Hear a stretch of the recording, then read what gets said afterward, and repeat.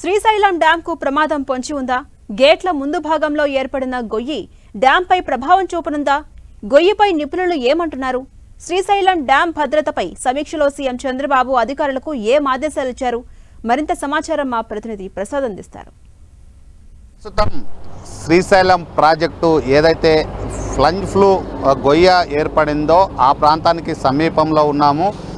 2009లో వచ్చినటువంటి భారీ వర్షాలకి ఈ ఫ్లంజ్ ఫ్లూ ఏర్పడడం జరిగింది. ఏదైతే డ్యామ్ కింద ఉన్నామో మనం చూడొచ్చు. ఏదైతే ఆ సిలిండర్లు మనం ఈ కెమెరా చూపించేటువంటి విజువల్స్ ఏవైతే సిలిండర్లు ఉన్నాయో ఆ సిలిండర్లు కూడా పూర్తిగా దెబ్బతిన్నాయనేది ఎక్స్పర్ట్ చెబుతూ ఉన్నారు. అదేవిధంగా అది ఏదైతే ఆ సిలిండర్లు మాదిరి ఉన్నాయో అక్కడే ఈ ఫ్లంజ్ ఫ్లూ ఏర్పడడం జరిగింది. దాదాపు 100 అడుగుల లోతు గొయ్య ఏర్పడడం జరిగింది. ఈ గొయ్య ఏర్పడడంతో డ్యామ్కి ఏదైతే ఈ గేట్లు స్పిల్ ద్వారా వచ్చేటువంటి వాటరు ఎక్కువ ప్రెజర్తో రావడంతో 2009లో పెద్ద ఎత్తున ఫ్లడ్ రావడం జరిగింది. అప్పుడు దాదాపు 25 లక్షల క్యూసెక్లు నీరు రావడం జరిగింది. ఆ సందర్భంలో కర్నూలు మొత్తం మునిగిపోయిన సందర్భం. అలాంటి సందర్భంలో అప్పటికే అధికార యంత్రాంగం ఆ రోజు ఉన్నటువంటి సిచ్యువేషను తర్వాత ఈ ఫ్లంజ్ ఫ్లూ గొయ్య ఏర్పడడంతో అనేక సంవత్సరాల నుండి దీన్ని పూడ్చాలనేది అధికార యంత్రాంగం ప్రతి సంవత్సరం చెబుతూ ఉంది. కనీసం దానిపైన దృష్టి సారించడం లేదనేది ఆ రైతాంగము రైతు సంఘాలు తీవ్ర ఆగ్రహాన్ని వ్యక్తం చేస్తున్నాయి. దీనికి సంబంధించి ఇప్పటికే ఈ ముఖ్యమంత్రి చంద్రబాబు నాయుడు కూడా ప్రత్యేకంగా అధికార యంత్రాంగంతో సమావేశాలు నిర్వహించడం జరిగింది. దీనిపైన సీరియస్ కావడం జరిగింది. అది లెఫ్ట్ సైడ్ ఉన్నటువంటి మొత్తం వాటరు డ్యామ్ గేట్లు ఎత్తిన సందర్భంలో మొత్తం అది కోతకు గురైంది. దానిపైన కానీ రాష్ట్ర ముఖ్యమంత్రి చంద్రబాబు నాయుడు ప్రత్యేకంగా అధికార యంత్రాంగంతో సమావేశంలో చర్చించడం జరిగింది. దానికి సంబంధించి ఎలాంటి చర్యలు చేపట్టాలి, ఎలా దాన్ని కట్ట ఏర్పాటు చేయాలని దానిపైన కానీ సమీక్ష సమావేశంలో పూర్తి సమాచారం తీసుకున్నట్లు తెలుస్తుంది.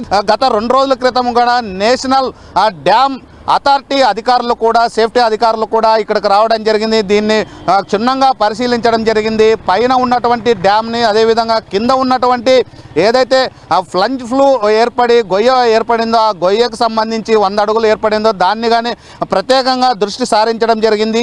2 రాష్ట్రాలు తెలంగాణ ఆంధ్రప్రదేశ్కి సంబంధించిన సాగునీరు అందించేటువంటి అత్యాధునికంగా ఏర్పడినటువంటి డ్యాము సేఫ్టీ ఉంటుందా అనేది మాత్రం ఒక డాలర్ల ప్రశ్నగా మిగిలిన సందర్భం కనిపిస్తూ ఉంది. అనేక సంవత్సరాల నుండి ఈ ఫ్లంజ్ ఫ్లూ ఏర్పడడంతో ఆ గొయ్య దాదాపు 100 అడుగుల లోతు గొయ్య ఏర్పడము, దానికి సంబంధించినటువంటి ఏదైతే ఈ శ్రీశైలం డ్యామ్ ఉందో శ్రీశైలం డ్యామ్కి సంబంధించి తెలంగాణ అదేవిధంగా తుంగభద్ర నుండి వచ్చేటువంటి నీరు మొత్తం శ్రీశైలం డ్యామ్కి చేరుకుంటూ ఉంది. ఆ సందర్భంలో డ్యాము దాదాపు 885 అడుగులు 215 టీఎంసీల ఉండేటువంటి ఈ శ్రీశైలం డ్యామ్కు సంబంధించి ఇప్పటికే ఫ్లంజ్ ఫ్లూ ఏర్పడడంతో తీవ్ర ఆందోళన వ్యక్తమవుతుంది. 2009లో వచ్చినటువంటి భారీ వరద నీరు రావడంతో దాదాపు 25 నుండి 35 లక్షల క్యూసెక్లు రావడంతో అప్పుడు ఏర్పడినటువంటి ఆ ఫ్లంజ్ ఫ్లూ ఏదైతే గొయ్య ఉందో ఆ గొయ్యి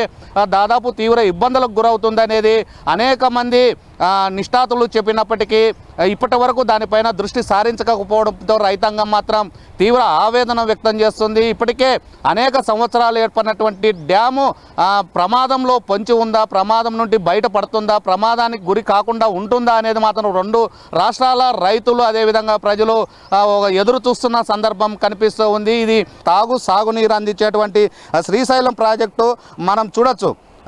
ఎడమ వచ్చేసి తెలంగాణ జల విద్యుత్ కేంద్రము ఉంది. మనం విజువల్లో చూడొచ్చు. ఏదైతే చూపిస్తున్నామో అది తెలంగాణ జల విద్యుత్ కేంద్రానికి సంబంధించింది. అదేవిధంగా ఆంధ్రప్రదేశ్ సంబంధించి మనం ఏదైతే చూపిస్తున్నామో అది ఆంధ్రప్రదేశ్ జల విద్యుత్ కేంద్రానికి సంబంధించి జల విద్యుత్ ఉత్పత్తి చేసేటువంటి కేంద్రాలు. ఈ 2 కేంద్రాలు జల విద్యుత్ ఉత్పత్తిని చేస్తూ అదేవిధంగా తాగునీరు అందించేటువంటి ఈ డ్యాము 2 రాష్ట్రాలకు సంబంధించినటువంటి లక్షలాది ఎకరాలకు సాగునీరు అందిస్తుంది. అదేవిధంగా లక్షలాది మందికి తాగునీరు అందించేటువంటి ఈ డ్యాము ప్రమాదము పొంచి ఉందా అనేది మాత్రం రైతుల్లోన అదేవిధంగా ప్రజల్లోన రెండు రాష్ట్రాలకు సంబంధించిన వారిలో మాత్రం ఒక ఆందోళన వ్యక్తమవుతున్న సందర్భం కనిపిస్తుంది. ప్రతి సంవత్సరం కూడా ప్రతి సంవత్సరం ఎండాకాలంలో మాత్రం దీనికి గొయ్య ఏదైతే 100 అడుగులు గొయ్య ఉందో వాటిని ఎలా పూడ్చాలనే దానిపైన దృష్టి సారించడం జరిగింది.